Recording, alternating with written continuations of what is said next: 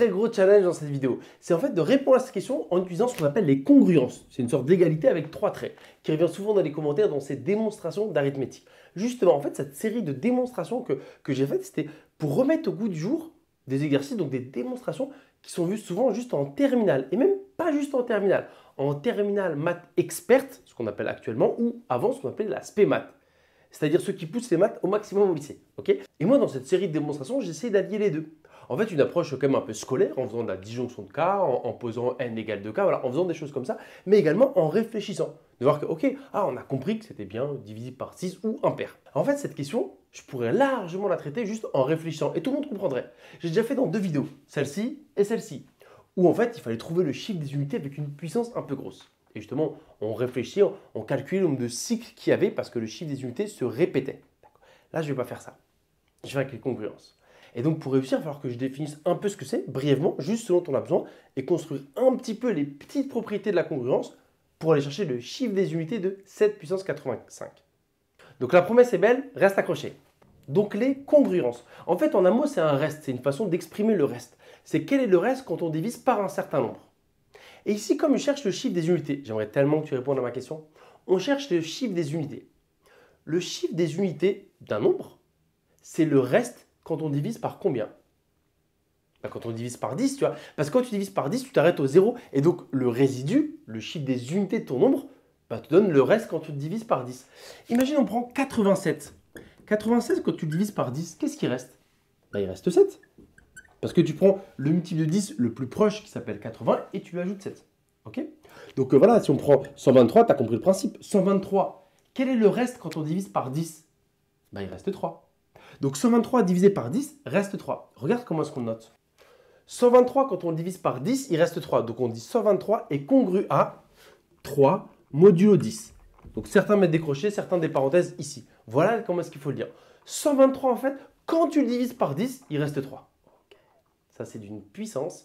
Et ça, finalement, et ce que je veux que tu comprennes, c'est que le chiffre des unités, c'est le reste quand tu divises par 10. Tu as compris ça? On peut entrer dans les congruences. Ensuite, les puissances. Je veux que tu maîtrises quelques petites propriétés sur les puissances, pour le coup, assez instinctives quand on fait des congruences. Et ça, j'en ai souvent parlé dans les vidéos, et même dans la première de la série, où on distinguait les cas avec puissance d'un nombre impair. 31 puissance 9, quel est son chiffre des unités? J'aimerais beaucoup que tu répondes à ça. Et une fois que tu as ça, on va remettre de la rigueur, en fait, on fait l'inverse. En fait, tu fais 31 fois 31 fois 31. Et pour trouver le chiffre des unités d'un tel calcul, normalement, tu vois qu'il suffit de prendre que le 1. Parce qu'imagine, tu faisais ton énorme multiplication, 31 fois 31 fois 31. Et bien, le chiffre des unités, c'est 1 fois 1 fois 1 fois 1. Donc, il n'y a rien d'autre qui sort que des 1. Donc, 31 puissance 9, je ne sais pas ce que ça vaut, c'est un nombre énorme. Mais il se termine par 1. Autrement dit, comme on peut l'écrire, comme ça, on met tout de suite un peu de connaissance.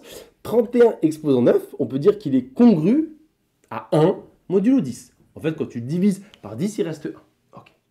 Ce que je veux que tu comprennes, c'est qu'en fait, pour trouver le chiffre des unités, le 3, j'en avais rien à faire. J'ai pris que le 1, en fait, et j'ai fait 1 fois 1 fois 1 dans ma tête. Donc, le chiffre des unités de 31 puissance 9, c'était le même que 1 puissance 9, parce que j'ai pris son chiffre des unités. Et peut-être que tu comprends que ça marche même avec n'importe quoi d'autre. Si on prend 52 au cube puissance 3, quel est son chiffre des unités? En fait, le 5, on s'en fiche. Je veux que tu comprennes qu'on a besoin que du 2. Imagine, tu fais 52 fois 52 fois 52. Donc, on garde que le 2. On fait 2 fois 2, 4. On garde le 4 et on fait encore 4 fois 2. C'est ça en fait dans la colonne des unités. 4 fois 2, 8. Donc le chiffre des unités, c'est 8. Elle est là, la future propriété sur les congruences. On y est presque.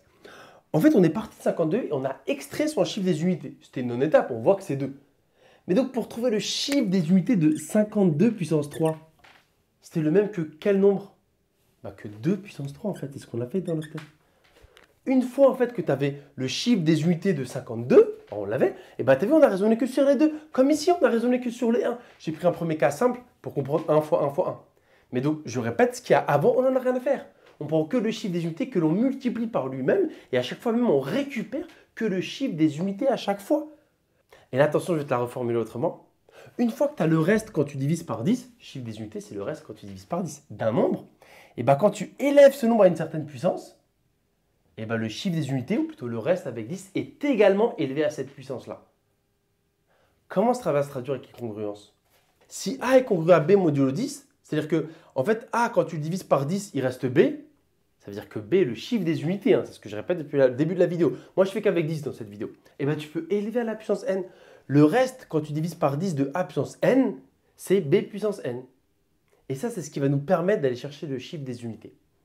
Mais il y a une dernière petite étape à faire. Et là, ce n'est pas une étape de cours, c'est une étape un peu d'expérience dans les exercices. Regarde. Ici, c'était que des 1, très facile. Là, avec les 2, tu en faisais 2 x 2, 4 x 2, 8. Donc, tu vois, si tu fais x 2, après, bah, tu n'es plus dans les chiffres. Tu obtiens des nombres, des gros nombres. Et donc, ça ne marche plus ce que je dis le chiffre des unités.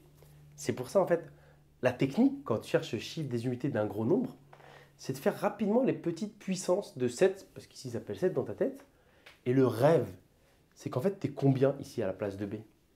En fait, il faut être visionnaire. Tu vas élever à une certaine puissance. Mais si, imagine, tu as 3. Si tu as 3 puissance 85, bah, on n'est pas avancé. On ne sait pas faire 3 puissance 85. En fait, le rêve, c'est d'avoir 1. Parce que si tu arrives à avoir 1 ici, quand tu vas le mettre à n'importe quelle puissance, bah, il ne change pas, il va rester 1. Comme ici, en fait. Bah, ici, 31 puissance n'importe quoi, il se terminera toujours par 1. Donc, c'est pour ça que si, en fait, en trafiquant un peu ton nombre de départ, tu arrives à avoir 1 ici, tu as gagné. Sauf que le nombre, il s'appelle 7. Mais 7, son reste, c'est pas 1 quand je divise par 10. Son reste, c'est 7 d'ailleurs. Bah, en fait, il faut commencer à faire les premières puissances de 7 et prier très fort pour que l'une d'entre elles se termine par 1. 7, c'est 7. 7 au carré, 49. Est-ce qu'il se termine par 1? Non. Moi, en fait, j'aimerais un nombre qui se termine par 1 pour que je puisse dire qu'il est congru à 1 modulo 10. Autrement dit, que son chiffre des unités soit 1. Comme ça, quand je vais élever à une certaine puissance pour aller chercher 85, le 1, il va rester 1. Ça, c'est en fait la méthode quand on fait les exercices. Tu vois. Ça, ce n'est pas de la leçon, c'est un peu de la stratégie finalement. Et pour ceux qui maîtrisent la congruence, en fait, on peut s'arrêter dès ici. Mais je ne vais pas le faire dans cette vidéo-là. Si ça vous a plu, bah, je dirai dans les commentaires et j'en ferai une autre où je montrerai un peu le niveau sur les congruences. D'accord. 7 puissance 3. Bon, moi, je connais 343, mais peut-être que toi aussi. L'idée, c'est pas ça, c'est que de comprendre 49 x 7, tu fais juste 9 x 7. 9 x 7, 63. Donc, le chiffre des unités, c'est 3. 7 puissance 4. Je ne connais pas 7 puissance 4, mais je vais aller chercher le chiffre des unités. C'est ce qu'on fait depuis tout à l'heure. Un nombre qui se termine par 3, si tu le fais x 7, 3 x 7, 21. Donc, il va se terminer par 1. Yes, on l'a trouvé. Ouf, on a un peu transpiré, il était long à chercher, mais on l'a trouvé. D'accord? 7 puissance 4, c'est finalement 49 x 49. 9 x 9, 81. Autre façon de le voir. Autrement dit, 7 puissance 4, quand tu le divises par 10, quel est son reste? 1. Là, c'est autre façon de le voir. C'est tout l'objet de la vidéo. Qu'on soit capable d'écrire ça et que tu aies compris à la fois la notation et comment on l'a trouvé. 7 exposant 4, on peut faire à la calculatrice. C'est 49 x 49. En gros, ça se termine par 1. Donc, on peut dire qu'il est congru à 1 modulo 10. Et là, il y a une propriété. Maintenant, en fait, je peux élever ces deux nombres à n'importe quelle puissance. Et le bonheur, c'est que 1 puissance n'importe quoi, il va rester 1 en fait. Et là, il y a encore une petite subtilité. Elle est dure la vidéo, il y a une petite subtilité. Là, il faudrait l'élever à combien pour limite arriver à 7 puissance 85? Il y a encore cette propriété à utiliser. Parce que quand tu vas élever tout le monde à une certaine puissance, tu auras puissance de puissance, donc on les multiplie. Donc finalement, la question à te poser, c'est 4 fois combien égale 85? Il n'y a pas, ça tombe pas pile, d'accord? Mais on peut s'en rapprocher vraiment très près. 4, en fait, il peut arriver à 84. Ça peut se trouver assez rapidement. 4 fois combien égale 84? 4 fois 21. Donc en fait, là, ce qui est licite de faire, ce qu'on fait tout à l'heure, c'est que je peux élever puissance 21, tout le monde. Voilà. J'ai essayé de te l'amener sans trop forcer. Ça veut dire quoi? Que 7 puissance 84 est congru à 1 modulo 10. Autrement dit, le chiffre des unités de 7 puissance 84, c'est 1. Ah mais mince, on ne m'a pas donné 7 puissance 84, mais 7 puissance 85. Comment on fait dans le travail? Soit j'ajoute une propriété, je n'ai pas à la place, soit en fait, c'est ce que j'ai fait depuis tout à l'heure sans le dire. Tu vois. Quand tu multiplies par 7, et en fait, pour trouver le chiffre des unités, il suffit de multiplier par 7 le chiffre des unités du résultat précédent. Passer de 7 puissance 84 à 7 puissance 85, il suffit de faire x 7. D'accord? Ça fait un exposant de plus, on a gagné. Et c'est ce qu'on fait depuis tout à l'heure. À chaque fois, on réfléchit quel est le chiffre des unités quand on fait x 7. Soit tu fais une approche rigoureuse pour finir avec les congruences. Et en fait, il faut passer par cette étape-là. 7, il est congru à combien modulo 10? Quel est le reste quand on divise 7 par 10? C'est 7, parce qu'on n'a pas dépassé 10. C'est 0 fois 10 plus 7. Et là, en fait, quand tu es dans 7, parce que tous les deux sont bien congrus à 10. Et donc, on peut multiplier, en fait. Petite propriété que j'aurais pu écrire en dessous, mais il n'y a pas la place. Et l'idée, ce n'était pas d'en mettre 15 000 non plus. Et bien là, on peut multiplier. Ça fois ça est congru à ça fois ça modulo 10. Autrement dit, 7 puissance 85 est congru à 7 modulo 10. Parce que 7, c'est comme 7 puissance 1. Et quand on multiplie, on ajoute les exposants. D'accord? J'ai pris pour vrai que cette propriété, elle était maîtrisée. Et ça veut dire quoi, ça? Depuis tout à l'heure, on fait ça, d'accord? En fait, quand tu divises par 10, le reste, c'est ton chiffre des unités. C'est pile qu'on me demande. Donc 7 puissance 85 a pour chiffre des unités 7. Ouf, on y est arrivé. Si on n'avait pas fait cette méthode, on serait allé beaucoup plus vite. Hein. L'autre méthode consiste en fait à continuer cette petite liste et à comprendre en fait qu'au bout d'un moment, on retombe sur le pas, c'est des cycles. Le chiffre des unités suit un certain cycle. Et de comprendre pour arriver au 85e, combien est-ce qu'il y a de cycles. Mais celle-là a été intéressante pour moi, j'espère pour toi, à la fois parce que égal avec 3 traits, peut-être que beaucoup vous ne l'avez jamais vu, et j'ai essayé de faire passer une notion un peu chaude de terminale, même si c'est le cas particulier qu'avec 10, et j'espère que ça t'a un peu plu. D'accord. C'est aussi une vidéo test et découverte pour moi, pour voir dans quel cadre est-ce que, ici avec la chaîne, avec là, vous tous qui me regardez, est-ce qu'on peut monter le niveau avec des vrais concepts un peu durs et que j'essaie de te faire passer, j'espère avec douceur.